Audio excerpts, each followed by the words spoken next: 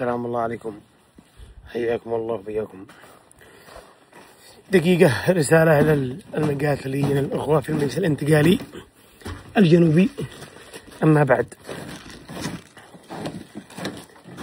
يعني العلم دي بترفعوا انتوا في الجبهات وفي كل مكان وتقاتلوا من أجله وتقولوا هذا رأية بلدنا، هذا عزنا وهذا فخرنا.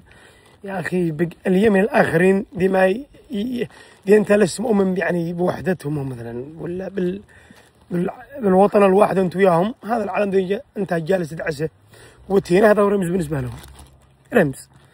العلم اليمني هذا رمز يا أخي، عيب عيب. مثل ما أنت ما تشتهي أحد أنه يسأل قضيتك ولا يدعس علم دولتك وتقول إحنا ضحينا وطرحنا مئات الشهداء وآلاف الشهداء وآلاف الجرحى بسبب هذا الرأي، أن ترفع اليمنيين الآخرين نفس الشيء وهذا العلم أنهم ضحوا من أجله وأنهم سفكت الدماء من أجله وزهقت الأرواح.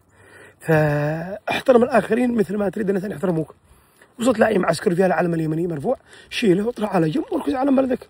الناس ما بيعملوا الأوكران والروس، طحنوا الأوكران والروس أكثر من سنتين، فوق نص مليون قتيل. ما قال حد علم لا روسيا ولا علم أوكرانيا ولا روسيا. الشعوب الواعية والمقاتلين الواعيين.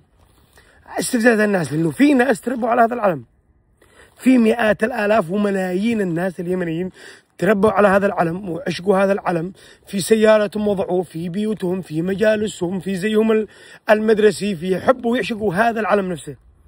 عيب الإساءة هذا. ايش ذنب هذول الناس كلهم دي مؤمنين بهذا العلم؟ ايش ذنبهم؟ انك تسيء اليهم وتستفزهم بدعس العلم. دي مع قضية ما يدعس لا علم ولا يتكلم على هذا. الدنيا طيبة والأمور سابرة، يعني ما تحتشي هذا التفاهة هذا والسفاهة هذا. خلاص يا أخي، الدنيا طيبة والأمور سابرة. والله لا دعاسك من العلم يرفع من علم بلدك، ولا وضعها كل العلم باحترام يزيدك رفعة، وإنما الناس يسيئوا إليك ويقولوا قلة أدب. دي هم أمهم بالقضية، ما يجيش حول هذا الأشياء التافهة والأشياء هذا الركيزة. فنتمنى أن تحترموا مشاعر الناس الآخرين، ليس لهم ذنب، لا يحمل لكم أي مشاعر عدها، ولا حدا بيدعس علم الجنوب، ولا حدا بيسيء الجنوب، ولا حدا بيسيء المجلس الانتقالي. وصلت يا رسول الله بقضية طز. هذه حبيت أوصله، وأتمنى أن يصل هذا الفيديو، ونسأل الله أن يحقن دماء الجميع وأن يوحد قلوبنا، وشكرا.